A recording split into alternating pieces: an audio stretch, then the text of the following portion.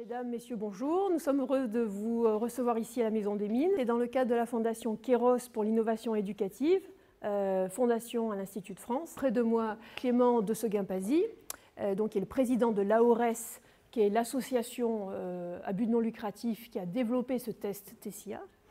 Et puis Denis Favennec, professeur agrégé de mathématiques dans le supérieur, donc qui présenteront le test, sachant que c'est un ensemble de professeurs plus large qui ont collaboré et que certainement vos collaborations aussi à vous qui venez à cette présentation sera la bienvenue. Alors quelques mots sur la Fondation Kairos.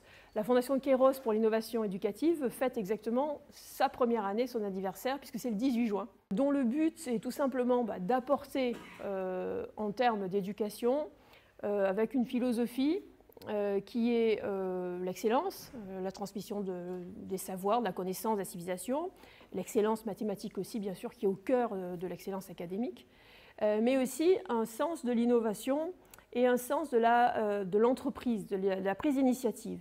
Pourquoi ces deux pôles? Parce qu'en fait, notre expérience, en tout cas mon expérience depuis 15 ans d'engagement dans l'éducation, c'est qu'en France, il y a soit des écoles qui sont assez convaincantes du point de vue de la transmission culturelle, académique, civilisationnelle, si on peut dire, soit des écoles qui sont pas mal au niveau du développement de l'estime de soi, du sens d'entreprise, du leadership, mais que c'est très rare de trouver des écoles qui arrivent à unir ces deux aspects. C'est-à-dire de développer des jeunes qui soient solides dans leurs connaissances, dans leur savoir et dans leur culture, et en même temps qui aient un vrai allant, un vrai sens de l'entreprise, de l'initiative, pour prendre des actes, fonder des entreprises, prendre des responsabilités dans la société et agir d'une manière assez, engagée, que ce soit sur un terrain public ou privé ou autre, pour le bien commun ou pour la société.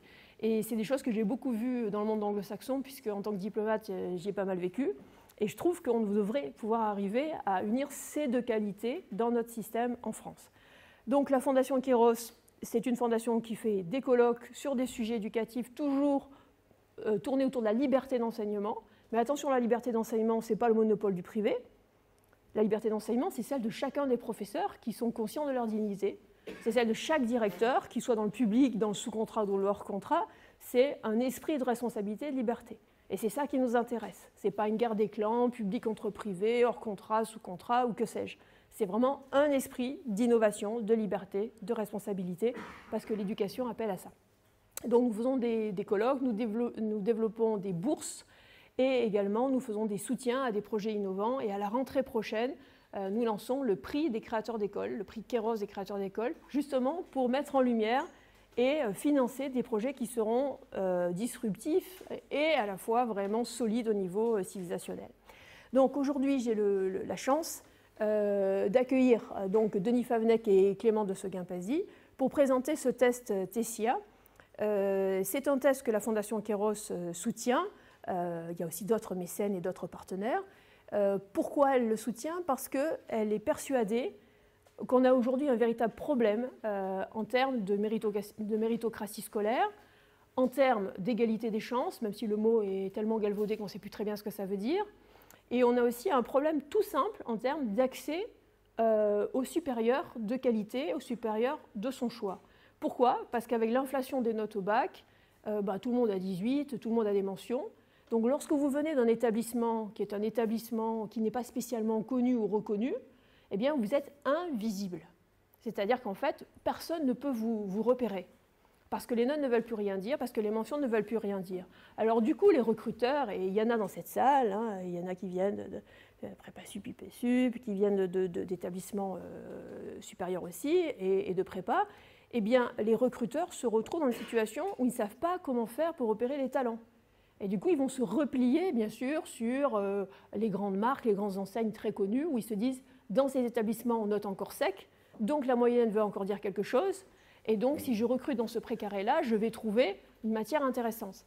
Et du coup, ça appauvrit encore la production des élites, et ça restreint encore cette fameuse reproduction, ça augmente encore cette fameuse reproduction des élites. Et ce n'est pas une bonne chose. Et je pense que c'est indispensable pour notre pays, en termes de cohésion sociale, en termes d'excellence, en termes d'élitisme, en termes de tout ce qu'on veut, d'espoir et de justice, c'est indispensable que n'importe quelle personne, d'où qu'elle vienne, qu'elle vienne du public, du privé, sous contrat, hors contrat, d'école à la maison, ou qu'elle étudie à l'étranger, parce qu'aujourd'hui, il y a de plus en plus de gens qui sont francophones et qui veulent aussi pouvoir faire des cursus en France, et c'est légitime, eh bien, tous ces gens-là, il faut qu'ils puissent montrer leurs vraies valeurs. Et c'est pour ça que cet outil nous paraît vraiment démocratique, il nous paraît vraiment intéressant, et c'est pour ça que la Fondation a décidé de le soutenir. Donc, je cède la place à ceux qui l'ont conçu. Merci beaucoup. TSIA, ça veut dire test scientifique avancé. Donc, c'est un test concours de mathématiques nationales, indépendant parce qu'il est développé par une association et qui se tiendra à partir de 2022. Il s'agit d'une série d'épreuves sur table dans près de 20 centres en France métropolitaine, voire dans certains départements d'outre-mer. On cherche à ouvrir à La Réunion dès l'année prochaine. Donc, c'est organisé, comme je le disais, par une association qui a été fondée par des professeurs de mathématiques de l'enseignement supérieur. L'inscription sera libre. Les candidats s'inscrivent eux-mêmes et à frais tout à fait modiques, totalement incomparables à tout ce qui existe sur le marché. Quant aux résultats, ils seront disponibles peu de temps après les épreuves et utilisables tout à fait librement par les candidats dans les différents dispositifs qui existent actuellement. Donc, comme on l'a expliqué, on a 3 objectifs pour ce test. Le premier objectif, c'est un objectif d'éclairage, mieux éclairer les jeunes dans leur potentiel en mathématiques, ce qui leur permettra de mieux s'orienter, soit dans le choix d'une classe préparatoire, soit dans le choix d'une filière, soit dans le choix d'aller autre part qu'en classe préparatoire, etc. Avec ça, c'est aussi un outil de lutte contre l'autocensure et la peur du fossé qui existe et qui est grandissant malheureusement entre l'enseignement secondaire et l'enseignement supérieur, en faisant un test qui est mieux adapté aux attendus de l'enseignement supérieur. Et enfin, évidemment, ce test permettra, nous l'espérons, de beaucoup mieux repérer les élèves talentueux, quelle que soit leur origine, origine sociale, origine géographique, notamment. Je vous propose tout d'abord, pour essayer de localiser un petit peu le débat, alors c'est un débat qui prend de l'ampleur au fur et à mesure que la procédure Parcoursup, qui a 3 ans, si je ne dis pas de bêtises, d'ancienneté, est en train de prendre l'ampleur, disons, de ce qu'on lit dans la presse et qui est reflété par les journalistes. C'est un état d'esprit que je vous propose de découvrir. Alors on voit aussi bien dans à peu près tous les journaux qui s'intéressent à Parcoursup, donc qui ont une rubrique spécialisée dans le monde de l'éducation, dans l'univers de l'éducation plutôt, on voit donc une espèce de convergence du constat. Le constat, au hasard, vous voyez, aussi bien dans Le Monde, Le Figaro, Marianne, Libération, voilà, on voit très bien qu'il y a des gros titres qui fleurissent de manière de plus en plus prolifique et qui reflètent un sentiment assez général. Alors ce sentiment, il est un petit peu difficile à définir parce que c'est un sentiment, en gros, qui est plutôt d'inquiétude. L'inquiétude, c'est assez logique dans la mesure où on a une procédure qui va essayer de procéder à une sélection des candidats. Donc cette inquiétude, on peut considérer que partout où il y a une sélection, elle existe et c'est plutôt sain et plutôt normal. Ce qui est nouveau et qui apparaît, qui se prononce de plus en plus depuis les dernières années, c'est que l'inquiétude est partagée par les formations qui recrutent. C'est-à-dire qu'on a de part et d'autre une grande interrogation, d'une part de la part des élèves sur leur capacité à intégrer telle formation, et sur les moyens d'y parvenir, bien sûr, et d'autre part, de la part des formations qui doivent sélectionner, puisque c'est un devoir qui leur est imposé par la procédure, sur la qualité et l'adéquation du recrutement qu'elles seront amenées à effectuer. Voilà, donc vous voyez qu'on a vraiment une convergence du constat. Il y a une espèce de trouble dans le monde de l'éducation. Et bien sûr, les analyses divergent, c'est-à-dire qu'on peut offrir différents remèdes à cette situation.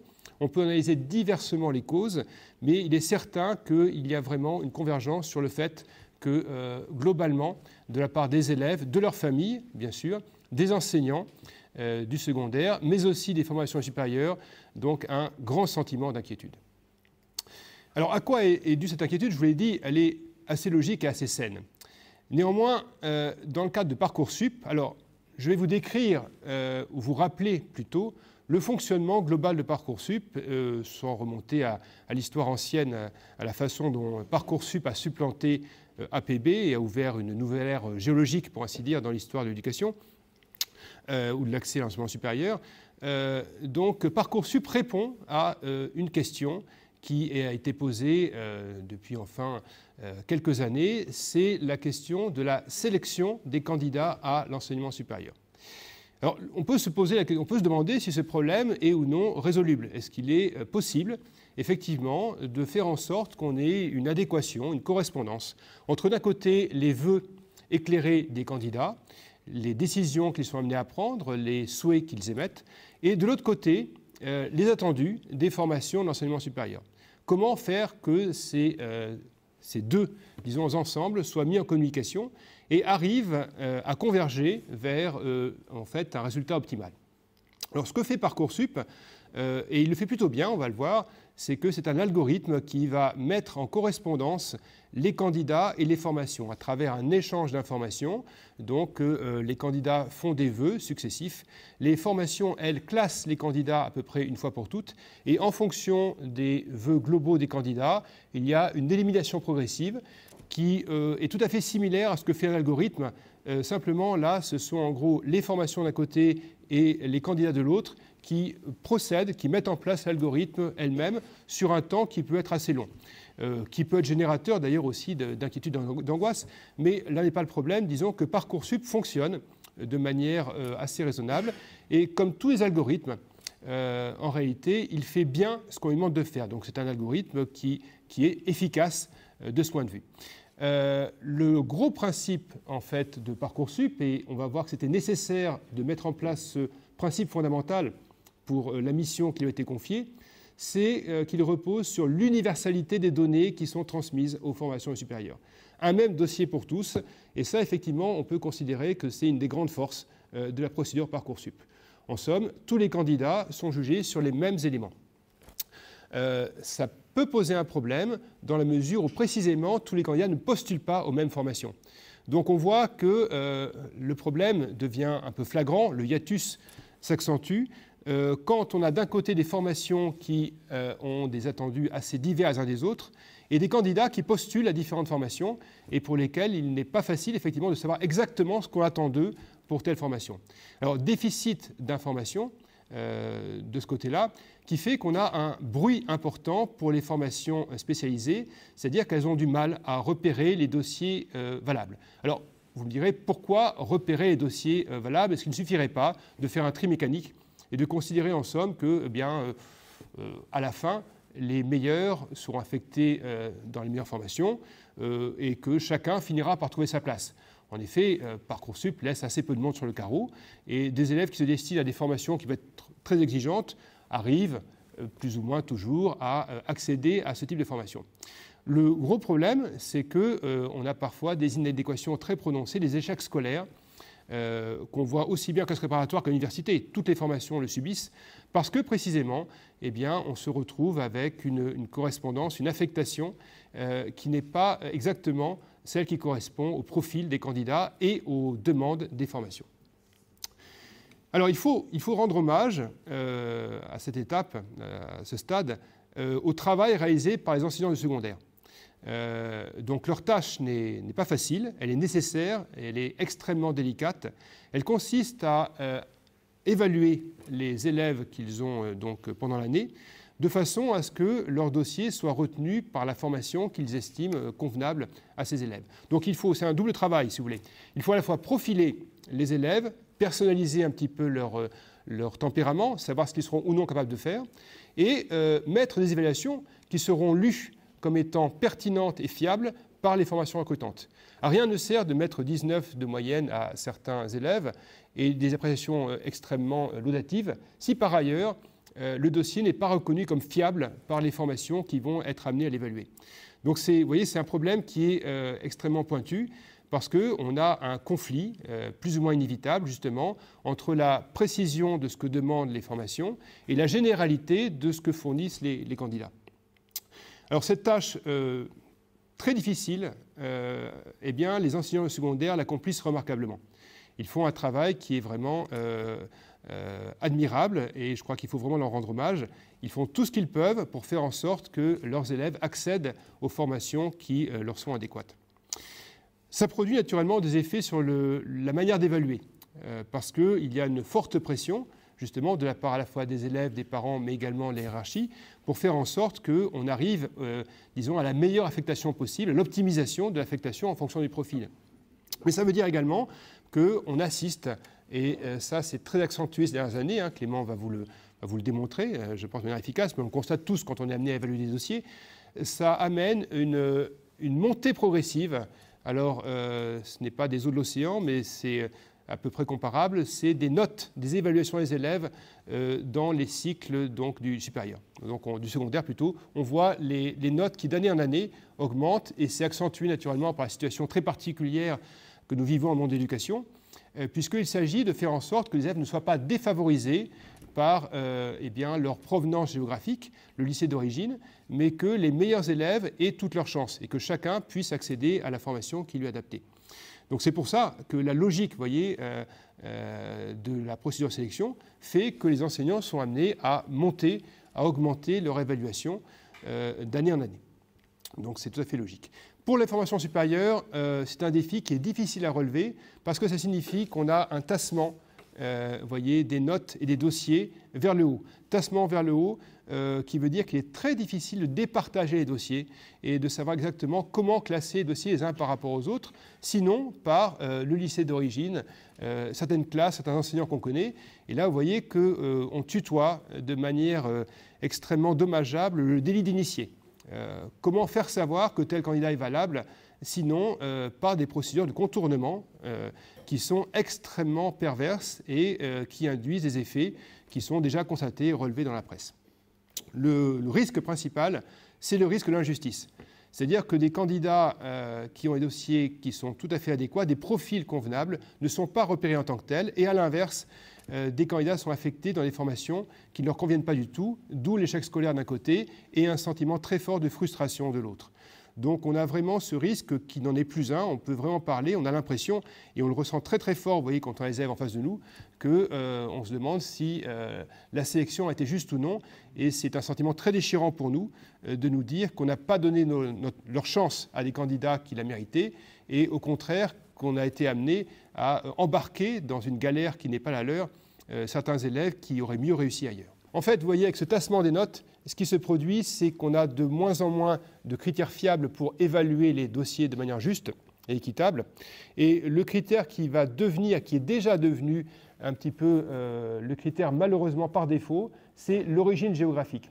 C'est-à-dire qu'en fonction de la réputation des établissements, de certains professeurs également qui communiquent de manière très contournée, et on voit que les procédures de contournement de Parcoursup se multiplient, c'est-à-dire que certaines formations, certains établissements mentionnent que les élèves ont eu par exemple 100% de présentiel au cours de l'année comme un argument favorable à leur recrutement, à leur admission dans les procédures supérieures, ou bien qu'ils ont suivi tel enseignement supplémentaire.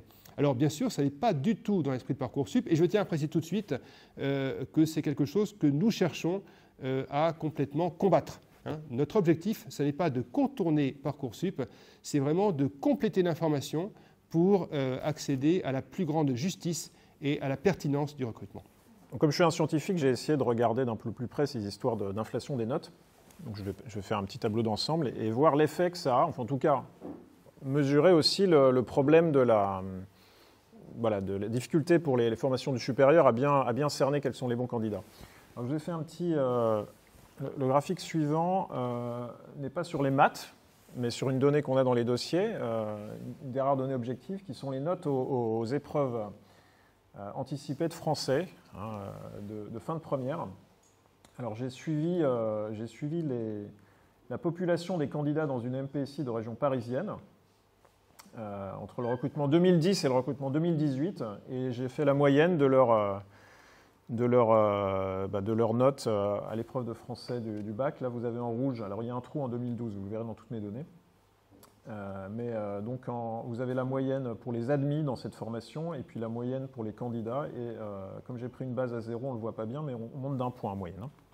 Et la baisse en 2018, c'est parce que Parcoursup a provoqué un afflux énorme de nouveaux candidats qui sont plutôt dans la deuxième moitié du classement, plutôt des candidats moins bons en moyenne. Pour le bac, pour l'oral, c'est exactement la même chose qui se produit avec une hausse d'un point en moyenne. Et là, on n'est même pas dans les notes mises par les professeurs, hein, c'est juste au baccalauréat. Alors en mathématiques, c'est un peu plus compliqué à faire là, donc toujours sur la même population. La moyenne de tous les candidats, ce n'est pas très intéressant. On a regardé la sous-population des élèves qui étaient premiers dans leur classe de terminale. Ils avaient un tout petit peu plus de 18 de moyenne en 2010. Maintenant, ça tutoie les 19, sachant que comme la moyenne ne peut pas dépasser 20, vous pouvez vous imaginer ce que ça veut dire. Alors c'est encore plus spectaculaire quand on prend les élèves un tout petit peu moins bien classés. Le deuxième avait à peu près 17 de moyenne en 2010. Et en 2021, il est à 18,25.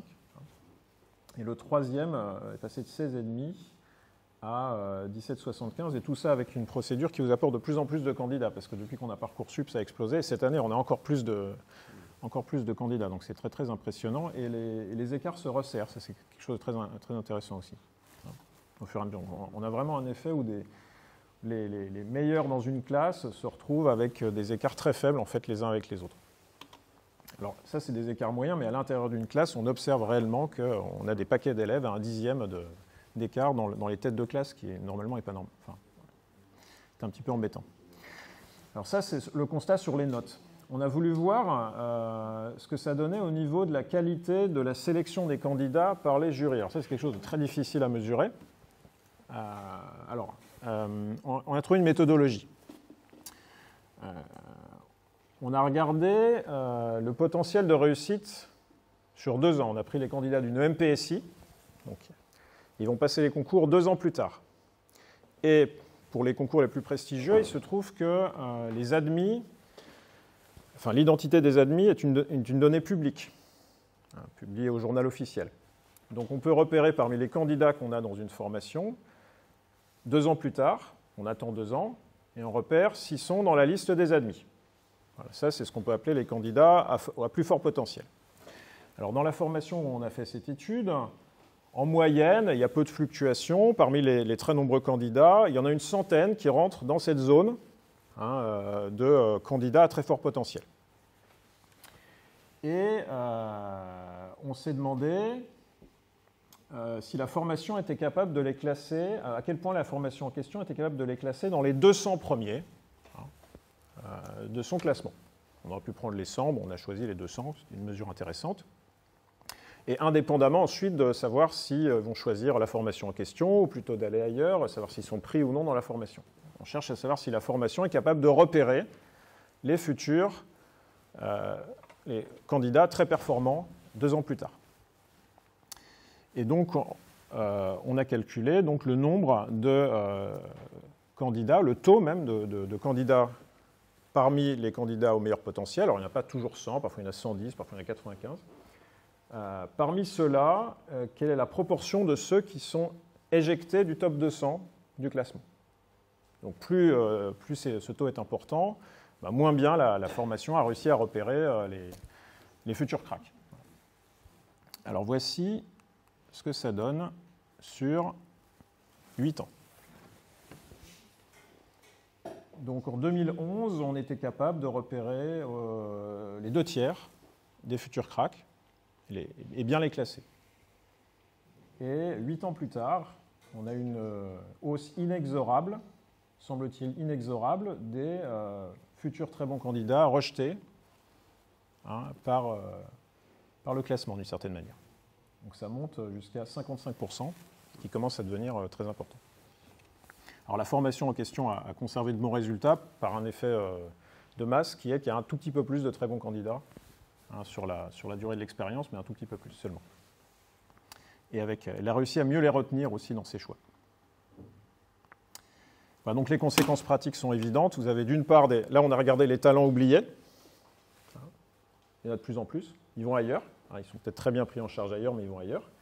Et puis, évidemment, l'autre face de la pièce, c'est que vous n'avez pas pu repérer les futurs cracks, c'est aussi que vous avez pris des gens qui vont se révéler être en difficulté. Et on observe, nous, ça c'est du vécu, de plus en plus d'élèves en difficulté, voire en très grande difficulté dans nos formations, notamment qui ont les plus grosses difficultés en première année, en deuxième année, Bon, par le jeu des classes de niveau, ils arrivent parfois un peu mieux à sortir la tête de l'eau, mais voilà, il y a un gâchis, il y a un gâchis dans ce système. Alors maintenant, la question qu'on se pose en voyant ça, c'est bon, est-ce qu'on peut subir ça pendant des années, voilà, ces systèmes? Est-ce qu'on peut faire mieux que les données? Parce que le problème vient profondément des données auxquelles on a accès via les dossiers. Donc, notre interprétation, parce que dans la formation en question sur laquelle on a fait l'étude, il n'y a eu aucun changement institutionnel ni changement de personnel majeur sur la durée de l'expérience. Donc les gens ne sont pas devenus mauvais à sélectionner parce que voilà, ils font mal leur travail ou ils ont changé de méthode. C'est simplement que visiblement, l'information sur laquelle ils s'appuient est devenue de moins en moins pertinente. Donc la question, c'est est-ce qu'on a une solution de rechange ou quelque chose qui permettrait de compléter ou de contrebalancer la baisse de la qualité de cette information. Et tout simplement, la question qu'il faut se poser, est-ce que tout simplement il n'y a pas eu un gap de plus en plus important entre le secondaire et le supérieur qui fait que de toute façon on n'est pas capable de savoir s'ils vont être bons, ou on est peu capable de savoir s'ils vont être bons? Et puis, ou alors peut-être, si, il est peut-être possible de détecter dès la fin de la terminale, beaucoup mieux qu'avec l'information dont on dispose actuellement, quels sont les futurs élèves amenés à être les plus brillants et les autres, etc. Donc là, on a mené 2 études pour regarder ça. Donc la première a consisté à prendre une photographie le plus tôt dans l'année, dans le supérieur, dans une MPSI, toujours la même, avec toujours le même professeur, donc toujours les mêmes habitudes de notation, et à faire donc une photographie au bout de 10 jours de leur niveau, sur la base d'une épreuve de 2 heures. Voilà. Une épreuve de format standard. Voilà, un problème rédigé. Donc au bout de 10 jours, les élèves, ils ne sont pas encore en classe préparatoire réellement. Ils n'ont rien appris ou presque.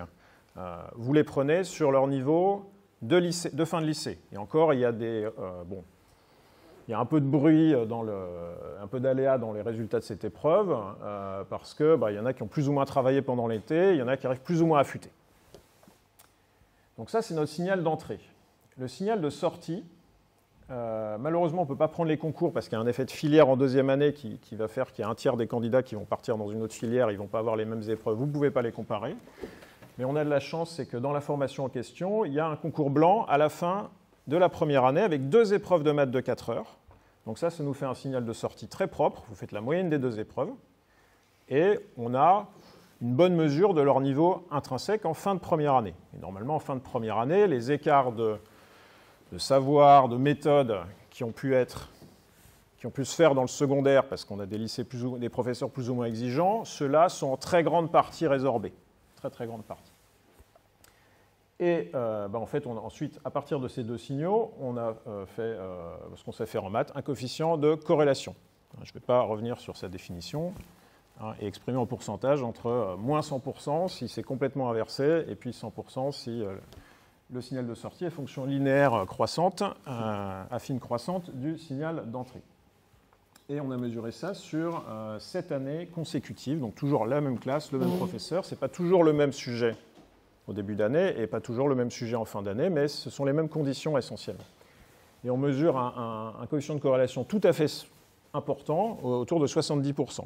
Il faut savoir que quand on prend 2 épreuves de concours d'une même discipline passées 2 jours consécutifs, par le fait que les jurys ne sont pas les mêmes, il y a tout un tas d'aléas, on arrive au mieux à 75% en maths. D'accord ? Voilà. Donc là, en fait, dans ce schéma-là, j'ai quasiment supprimé l'aléa sur le signal de sortie. Il est très propre. Le signal d'entrée l'est un peu moins. Et puis, entre les deux, il y a toute l'évolution personnelle d'un élève à l'intérieur de la première année. Des élèves qui...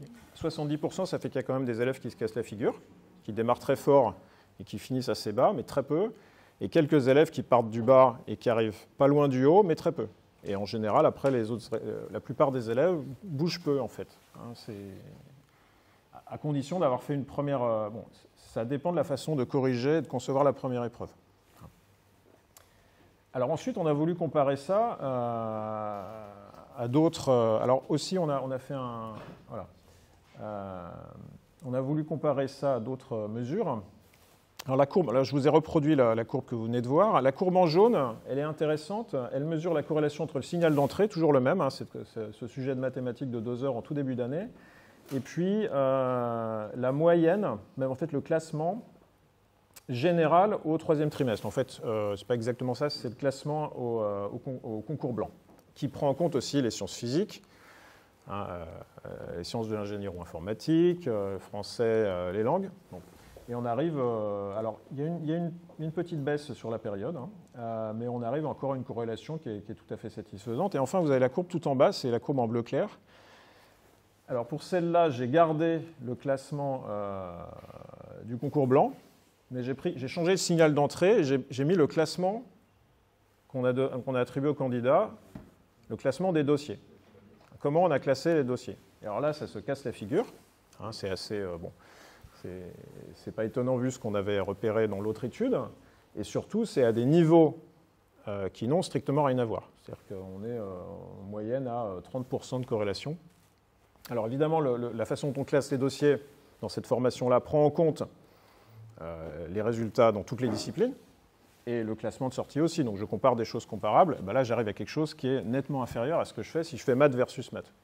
Et en mathématiques, on sait que normalement, quand on a une corrélation qui est la même, quand je fais maths versus maths, physique versus physique, etc., et je fais une moyenne, ça va être une corrélation encore meilleure si je fais la moyenne, parce que j'ai tendance à éliminer le bruit. Donc là, on se dit quand même qu'il est possible, sur la base de tout ce que le candidat sait faire, et voilà, toutes ses potentialités acquises en fin de terminale, il est possible d'obtenir un classement qui reflète beaucoup mieux la capacité du candidat à bien réussir dans une formation sélective. On s'est demandé aussi, il peut y avoir un problème avec ce genre d'idée de faire un test. On est là pour en parler aujourd'hui. Là, on peut nous répondre, mais ce test, il va avantager les élèves qui viennent des grands lycées. Alors, on a voulu mesurer cet avantage. Alors, sur la base, à nouveau, toujours de cette première composition, au bout de quelques jours de première année. On a isolé, alors là c'est un petit peu, voilà, une question de savoir, tel lycée on le considère comme un lycée d'élite ou pas, etc. On a isolé un quart des candidats de cette classe en moyenne qui provenaient de ce qu'on peut appeler un très grand lycée. Et on a regardé l'évolution de leur classement entre le signal d'entrée et le signal de sortie. Et on s'est aperçu que le résultat correspond à peu près à l'idée générale qu'on s'en fait. C'est-à-dire qu'en moyenne, les candidats qui viennent des grands lycées ont tendance à régresser relativement aux autres pendant cette première année de MPSI. Et ça se traduit par une perte en moyenne d'une place et demie à peu près sur les 7 années de l'expérience. Donc là, le volume statistique est intéressant, sur un effectif d'à peu près 48 élèves. Alors, ce qui est remarquable, en fait, c'est que cette baisse, elle est extrêmement concentrée sur le petit nombre d'élèves qui viennent de lycées marocains et tunisiens. Ils ont une formation encore énormément axée sur le calcul, la dextérité calculatoire, et en général, l'épreuve de début d'année valorise beaucoup cette capacité-là, si bien que parmi ces élèves, il y en a qui continuent à réussir très bien, mais il y en a qui se reposaient assez largement sur cette capacité, ils se font rattraper, et c'est ceux-là qui baissent le plus en moyenne. Si j'efface ces élèves-là, c'est ce type très particulier d'élèves, là, j'ai une baisse en moyenne d'une demi-place, ce qui est significatif, mais pas dramatique. Alors là, on parlait d'un signal d'entrée fondé sur une composition de type traditionnel rédigé, et on s'est demandé aussi ce que ça pourrait donner sur des formats différents, sur le format QCM. Donc l'an dernier, on a organisé dans un lycée une expérience où on a fait composer 230 élèves dans 2 filières différentes, donc des MPSI et des PCSI, pendant 1 heure, et certains dès le premier jour, d'autres dès le 5e jour, ou dès le 10e jour de l'année, donc à nouveau complètement à froid. Un QCM d'1 heure, et en sortie, on n'a pas encore l'examen de fin d'année, ils sont en train de le passer, mais on a pris les résultats d'une composition de mathématiques commune à toutes les classes, en tout cas par filière, toutes les MPSI, d'une part, toutes les PCSI d'autre part, de 4 heures, donc suffisamment significative, et passée en mars dernier. Et là, les corrélations qu'on obtient sont un tout petit peu moins bonnes que celles obtenues précédemment avec un test de 2 heures. Hein, on arrive à peu près à 60% MPSI, 55% PCSI. Mais ça reste très très nettement supérieur à ce qu'on obtient par un tri standard des dossiers. Et alors, ce qui est encore plus remarquable, c'est qu'on avait vraiment conçu ce QCM dans l'optique de se dire on va chercher à détecter le potentiel à progresser, voir les germes de la capacité d'abstraction, la capacité de réaction à une situation nouvelle. Donc on les mettait dans une position vraiment nouvelle. Et ça a eu comme effet que les élèves des grands lycées n'ont été absolument pas avantagés sur cette épreuve par rapport à ce qu'ils ont donné 7 mois plus tard.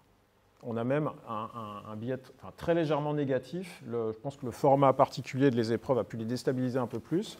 Et on peut imaginer qu'une partie de l'avantage qu'ils ont, c'est simplement des bonnes habitudes de rédaction et un savoir-faire un peu supérieur sur des choses sur des devoirs traditionnels. Donc ça, c'est quelque chose qui nous a tout à fait encouragés dans l'optique de notre test. Et je redonne la parole à Denis pour présenter ces grands principes. Donc, à partir de ce constat, on a cherché à élaborer une proposition. Alors, cette proposition, c'est un pari, c'est-à-dire qu'on peut effectivement élaborer une certaine forme de test qui va repérer certaines qualités qui ne sont pas détectées de manière fiable par la procédure actuelle. Encore une fois, il s'agit vraiment d'un complément d'information et pas d'aller contre ce que fait Parcoursup ou de contourner. Il s'agit vraiment de faire en sorte qu'on ait une information supplémentaire. Bon, donc le problème, c'est de repérer des dossiers qui vont rester un petit peu dans une zone nébuleuse parce que ou bien ils proviendront d'un lycée qui a une mauvaise réputation, et ces candidats-là, pratiquement, on a beaucoup de mal à les voir arriver chez nous parce que, bien sûr, on est amené à évaluer en fonction du lycée d'origine qui devient un petit peu le critère majoritaire. Donc pour éviter ce biais-là, eh bien, il est essentiel qu'on puisse repérer les candidats valables d'où qu'ils viennent. Des lycées de province les plus reculés, des lycées de banlieue, c'est essentiel que ces candidats-là, ils aient leur chance. Et on a vraiment essayé d'élaborer une manière donc, de reconnaître ces talents qui passent actuellement sous les radars. Donc les notes de terminale, elles sont naturellement mises en fonction du bac. Là encore, l'exigence d'universalité du dossier fait qu'on va donner des notes à des candidats pour que tout un panel de formations. Et lorsqu'on se destine à des formations donc, supérieures, scientifiques, c'est d'autres qualités qui sont requises. Ça, on sait bien que les notes terminales ne reflètent pas complètement le potentiel des élèves. De par la nature de l'épreuve, c'est fait pour, et naturellement, il n'y a pas à protester contre ça. C'est ainsi. Le bac n'est pas fait pour mesurer la capacité à poursuivre des études supérieures, mais simplement à vérifier, à valider un apprentissage de certains concepts et procédures. Donc notre pari repose, comme Parcoursup, sur l'universalité. L'universalité, ça veut dire qu'on va essayer de pallier tous les biais géographiques qu'on constate. C'est-à-dire ne pas avantager les lycées de centre-ville, ne pas avantager les gens qui viennent de lycées réputés, de faire en sorte qu'on échappe au délit d'initié, surtout, c'est-à-dire que certains savent ce qu'il faut mettre dans le dossier et d'autres, au contraire, passent à côté. Et on voit de plus en plus, d'ailleurs, sur Parcoursup, des fameux coachs qui proposent de rédiger les lettres de motivation ou de formater le dossier Parcoursup de façon à ce qu'il soit mis en valeur. Donc ça, c'est des choses qu'on veut absolument éviter parce que ça ne reflète pas du tout le potentiel réel du candidat. Donc l'universalité, ça repose sur le pari qu'on peut gommer les inégalités géographiques et faire en sorte que tout le monde soit jugé sur la même épreuve. Donc d'où le test unique pour tous les candidats qui voudront le passer. Alors l'anonymat, c'est absolument essentiel. C'est-à-dire que l'anonymat est garanti pour faire en sorte justement qu'on n'ait absolument aucun biais sur l'origine du candidat. C'est corrigé de manière complètement anonyme. Les correcteurs ne savent pas qui le corrige. Donc, contrairement à ce qui se passe sur Parcoursup, où on a accès à des données un petit peu personnelles sur le candidat, là, au contraire, c'est uniquement un certain potentiel, un certain type de réaction qui va être mesuré. Voilà, complètement purement. Donc, on essaie absolument, vous voyez, de corriger tous les biais, tous les préjugés qui sont plus ou moins inconscients. Hein. Quand on reçoit un dossier, on sait à peu près quelle idée on peut se faire en fonction de ce qui est mentionné dans le dossier. Et là, ce qui nous intéresse, nous, c'est vraiment de repérer certains profils qui ne sont pas détectés actuellement. Enfin, notre credo, c'est la neutralité. C'est-à-dire qu'on n'est pas partie prenante dans le processus de sélection. On n'est pas une formation recrutante, on n'est pas du côté des candidats, on sert un petit peu d'intermédiaire entre les deux. Voilà. Donc on n'a aucun intérêt là-dedans, dans la mesure justement où on représente différentes formations, On a des recrutements qui sont parfois concurrentiels, vous voyez, entre nous. Donc, notre but, c'est vraiment de servir d'intermédiaire neutre entre, d'un côté, les candidats et de l'autre côté, les formations du supérieur. Alors, je vous présente très rapidement l'association. Donc, on a tous convergé un petit peu sur ce constat qu'on a fait en début de présentation. Et donc, nous sommes une association de professionnels de l'enseignement. Donc, on a tous enseigné à des degrés et niveaux variés, aussi bien dans le public que dans le privé, vous voyez, en province comme en région parisienne. Donc, on a vraiment essayé d'avoir un panel assez large qui représente, disons, des chefs d'établissement, des enseignants en activité, d'autres à la retraite. Vous voyez, on a vraiment essayé de trouver des gens qui connaissaient un petit peu les problèmes qu'on cherche à résoudre. On est complètement indépendant, c'est-à-dire on n'a aucune allégeance ni affiliation. Voilà, on ne dépend d'aucune institution. Alors bien sûr, ça nous met parfois un porte-à-faux de la hiérarchie, mais c'est aussi notre force. C'est-à-dire qu'on ne dépend pas, on n'est pas une officine qui cherchons à vendre un produit. On est là vraiment pour favoriser, disons, la meilleure sélection possible, ou plutôt la sélection la plus juste possible pour tous les candidats. On représente aussi bien, vous voyez, privé, public, Paris-Province, et on essaye de faire en sorte que les injustices qui sont engendrées de manière un peu mécanique et involontaire par la procédure actuelle soient autant que possible corrigées. Alors, le format qu'on a choisi, on va vous décrire un petit peu le protocole donc, qui a été décidé, c'est 2 épreuves de mathématiques sans calculatrice, d'1h30 chacune, avec une pause de 30 minutes entre les deux. Donc c'est un format qui tient à la fois du QCM, c'est-à-dire des réponses déjà établies qu'il faut sélectionner, et de l'autre côté, au contraire, des réponses libres ou rédigées, où on peut justement un petit peu mieux apercevoir la façon dont le candidat aborde la question et justifie son raisonnement. Alors c'est plus facile en mathématiques. Pourquoi les mathématiques spécialement? Parce que là-dessus, on peut espérer quand même, vous voyez, d'avoir une fiabilité qui est plus grande que dans d'autres matières, dans la mesure justement où c'est certaines qualités qu'on va chercher à mettre en évidence. Et le problème, c'est de filtrer ces qualités-là. C'est-à-dire faire en sorte que, encore une fois, on échappe à tous les biais sociaux, de représentation, qui peuvent affecter, disons, l'évaluation des candidats. Donc la plus grande partie, c'est un QCM. Voilà. Et on laisse naturellement les candidats répondre librement, sans justification, à quelques questions, en donnant une description rapide et quelques réponses justifiées pour argumenter, pour évaluer les capacités à l'argumentation raisonnable. Donc la première épreuve, elle se fonde sur le programme de l'épreuve, donc de l'option de mathématiques, de spécialité mathématiques, donc en terminale, mathématiques générales. Donc on teste dans cette épreuve, on essaye de tester, bien sûr, encore une fois, c'est un pari que nous faisons, j'insiste là-dessus, la bonne maîtrise des outils au programme. Donc on essaie de faire un petit peu le point sur ce que les élèves savent réellement faire sur les parties qui sont au programme pour tous. Voilà, on essaie de faire le bilan un petit peu de ce qui a été acquis ou non, en fonction de ce qu'on verra, de ce qu'on déchiffrera lorsqu'on corrigera le test. Donc essentiellement, capacité de calcul, de raisonnement juste, de représentation dans le plan et l'espace pour la géométrie, de rapidité, mais l'essentiel, disons, c'est quand même d'arriver à savoir si on a des candidats qui sont aptes à faire un raisonnement mathématique approfondi, justifié et exact. La deuxième épreuve, elle ne teste pas les mêmes qualités, mathématiques avancées, donc il y a 2 options. Notre but, encore une fois, c'est l'universalité, c'est-à-dire qu'on va repérer des qualités très différentes en fonction de ce que veulent les candidats. Aussi bien pour les formations les plus sélectives, des qualités justement d'imagination, de sens critique, qui sont réservées, disons, à des gens qui vont viser l'étude supérieure scientifique les plus exigeantes, mais également pour les candidats les plus généraux, de leur permettre de faire le point, de faire le bilan un petit peu sur ce qu'ils savent faire ou pas. Donc c'est important, vous voyez, qu'on ait cette double vocation, même cette vocation unique presque, c'est-à-dire de servir de repérage, détection, à la fois pour tous les profils de candidats qu'on sera amené à rencontrer. Donc l'option A du deuxième test, mathématiques expertes, c'est le programme spécialisé, voilà, et l'option B, mathématiques générales avancées, c'est un peu plus universel. Et les capacités de cette deuxième épreuve, contraire à la première, alors cette fois-ci, c'est des réactions à une situation nouvelle. Pourquoi c'est important ? Parce que justement, on veut absolument éviter le bachotage. La préparation qui serait imposée aux candidats, on va chercher à les surprendre et à les mettre dans une situation où ils seront amenés à dévoiler des choses qui ne sont pas attendues, disons, par leur scolarité antérieure. Donc on cherche absolument, là encore une fois, à éviter que cette épreuve puisse être préparée de manière efficace en amont. C'est vraiment des qualités, disons, intrinsèques en mathématiques candidat qu'on va essayer de repérer.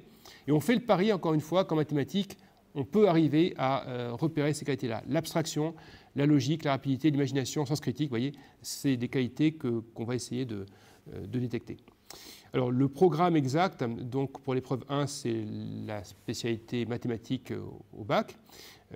Donc tout le programme des années antérieures, bien sûr, voilà, donc les fonctions cosinus et sinus, à l'exception, bien sûr, du calcul intégral, parce qu'il y a des parties qui n'auront peut-être pas été abordées par... donc on a essayé vraiment de faire en sorte de repérer les parties du programme qui seront abordées au moment où le test sera passé par la plus grande partie des professeurs dans les différents établissements. C'est strictement le programme de l'épreuve de terminale de spécialité. Ouais, c'est ça. On ne veut pas que dans tel lycée, si on fait un programme différent, dans tel lycée, ils vont travailler spécifiquement notre épreuve, et dans d'autres, c'est le bac le plus important, et puis ça, c'est si tu peux et tu te débrouilles. C'est exactement le programme de l'épreuve de spécialité. Il faut que ce soit universel. Il ne faut pas que, justement, des lycées spécifiquement préparent cette épreuve-là. On veut avoir le même programme pour tous. L'épreuve 2, maths experte, option maths experte, donc cette fois-ci, c'est le même programme que la première épreuve, mais avec un supplément. Alors un supplément qui est un peu plus conceptuel et théorique. Les mathématiciens reconnaîtront donc l'arithmétique, l'utilisation des nombres complexes et la trigonométrie, et la résolution de l'équation de second degré à coefficient réel et à coefficient complexe sous forme canonique. Les graphes, mais c'est uniquement la base. C'est vraiment ce que tous les élèves auront pratiquement vu en maths experte à cette époque de l'année. Pas de matrice, pas de matrice d'adjacence. Voilà, ça reste vraiment très très basique sur la théorie graphe. Ça représente 50% à peu près du programme de maths expert, ce qui laisse pour les professeurs de cette option suffisamment de liberté dans leur traitement du programme. Parce que c'est une option où l'épreuve terminale est à la fin, il me semble, ou même pas, c'est géré sur le contrôle continu. Et donc ils sont habitués à une liberté et qu'on veut leur laisser encore une bonne marge de liberté. Et la logique du programme fait qu'on a sélectionné les parties qui seront étudiées par tous à cette époque de l'année. Sachant qu'un candidat qui a suivi Maths Expert n'est pas obligé de s'inscrire à l'option Maths Expert. S'il constate à un mois des épreuves que son professeur n'arrivera pas à traiter la moitié des nombres complexes et trigonométrie avant la fin mars, il peut rebasculer sur l'option B. Il n'y a pas de problème. Donc les modalités. Alors on a une inscription individuelle à partir de novembre. Préinscription 20 €, c'est pour des frais d'organisation, bien sûr.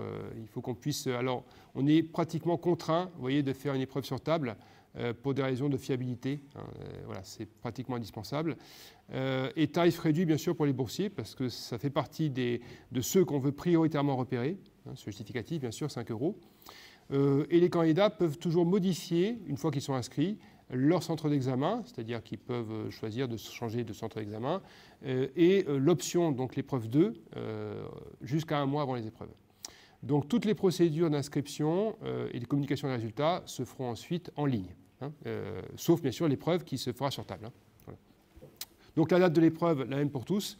On prévoit le 19 mars 2022, donc le samedi suivant la semaine du bac, et donc 14h, 15h30 pour la première épreuve, 16h, 17h30 pour la deuxième. Les centres d'examen, on a essayé de faire en sorte que personne ne soit défavorisé géographiquement. Donc on a essayé de mailler au maximum le territoire pour avoir des temps de trajet qui soient raisonnables pour tous les établissements français. Éventuellement, donc la Réunion, on verra si on arrive à organiser, parce que c'est très important également qu'on arrive à cibler le maximum, disons, d'élèves de terminale, et 3 ou 4 centres en Île-de-France, parce que c'est là où il y a une concentration et un accès qui est plus facile également. Mais la province est normalement très bien maillée. Alors, les résultats, donc, ils seront disponibles au plus 2 semaines après les épreuves, donc ce sera corrigé assez rapidement. Et donc, les candidats en communication privée de leurs résultats, donc à la fois la note brute et le classement, c'est-à-dire par rapport aux autres candidats. Pour chaque épreuve. Pour chaque épreuve, exactement. L'information qui est publique, qui est publiée, c'est uniquement les histogrammes des notes. Donc, on sait à peu près quelle est la répartition des notes au niveau national. Et c'est tout ce qui est publié. Il n'y a absolument pas de publication, justement, pour garantir l'anonymat, de publication générale, individuelle des résultats.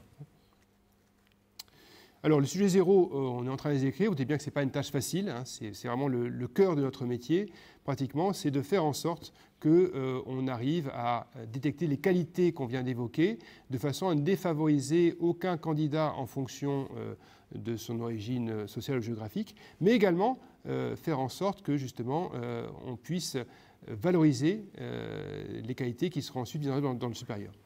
Donc c'est en cours d'écriture.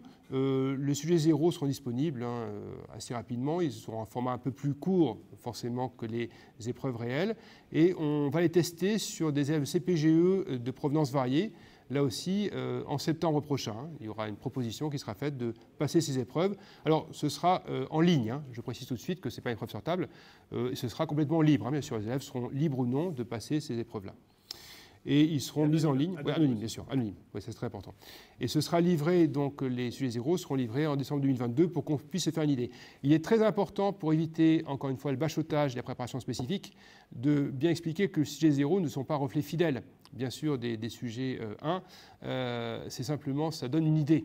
Mais les sujets sont faits pour surprendre et pour ne pas être préparables par anticipation. D'ailleurs, c'est plus le format que les mathématiques du sujet qui seront intéressantes pour les candidats, les mathématiques pour leurs professeurs. Alors, la sécurité, comment est-ce qu'on va sécuriser, disons, la procédure? Donc, le principe, c'est que les candidats s'inscrivent et donc reçoivent un numéro d'anonymat. Voilà, ils prennent connaissance individuellement de leurs résultats, c'est-à-dire que ça va être communiqué de manière privée. Et ensuite, ils ont la libre disposition de leurs résultats, c'est-à-dire qu'ils en font absolument ce qu'ils veulent.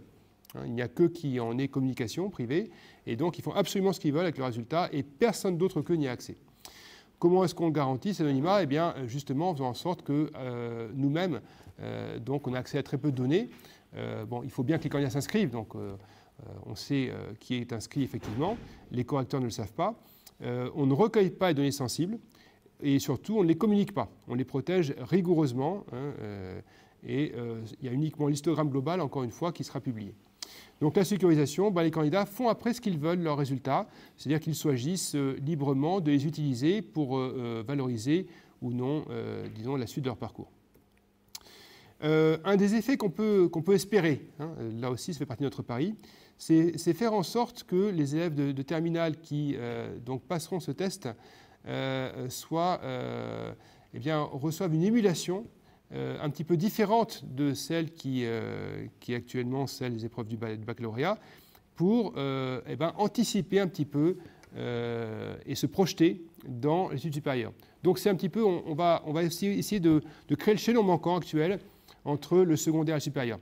Faire une épreuve qui reflète un petit peu le type de raisonnement, le type de mathématiques, le type de conceptualisation qu'ils seront amenés à rencontrer dans la suite de leurs études. Voilà, donc c'est ça notre objectif, c'est vraiment de pousser un petit peu vers le haut. Et c'est le témoignage qu'on a reçu d'ailleurs de beaucoup d'enseignants du secondaire, c'est qu'eux se disent très intéressés par notre tentative qui pourrait permettre justement de remonter un petit peu les élèves et les pousser à se poser des questions justement sur leurs futures études supérieures. Oui, on se voit comme un accompagnement de la revalorisation des programmes du secondaire. C'est ça, puisqu'il y a des nouveaux programmes qui sont mis en place actuellement, qui sont assez ambitieux, et on va essayer de faire en sorte que les professeurs secondaires y soient associés, justement, pour pouvoir faire en sorte que les élèves et les enseignants également se projettent vers le supérieur. Alors, il y aura aussi naturellement un service gratuit par rapport au test écrit qui sera payant. Le TCA en ligne, donc, qui sera proposé complètement librement, c'est pour s'auto-évaluer, là, pour savoir un petit peu ce que... Alors, ce n'est pas une évaluation qui, encore une fois, prétend une fiabilité absolue. Hein. Les candidats, même qui passeront le test, sont libres de le communiquer ou non. Ils en font absolument ce qu'ils veulent. Hein. Le TCA en ligne, c'est simplement pour se tester. C'est un petit peu comme, il faut le voir plutôt comme un aspect plutôt ludique. On essaie de comprendre un petit peu comme un quiz qu'on passerait pour essayer de comprendre ce qu'on a assimilé ou non donc des résultats de terminale. Et puis ça servira aussi à ceux qui sont dans des zones géographiques qu'on n'a pas pu toucher, les lycées français de l'étranger qui sont très loin, la Polynésie, etc. Dans les premiers temps, on ne sera pas là-bas. Donc, mais il n'y a pas les garanties de la fiabilité qu'on aura avec le test écrit. Et enfin, un test en début de terminale qui est proposé également pour s'auto-évaluer, plutôt, hein, à partir du programme de première, pour savoir un petit peu comment on pourra se situer en terminale. Et là aussi, on va essayer d'avoir une relative prédictibilité. On ne prétend pas à la perfection, hein, ce n'est pas du tout l'objectif, mais c'est justement compléter l'information et compléter l'évaluation. Faire en sorte que les élèves qui sont actuellement, à cause de l'origine géographique, délaissés par la procédure ou bien un petit peu frustrés, soient effectivement repérés comme des candidats à potentiel intéressant.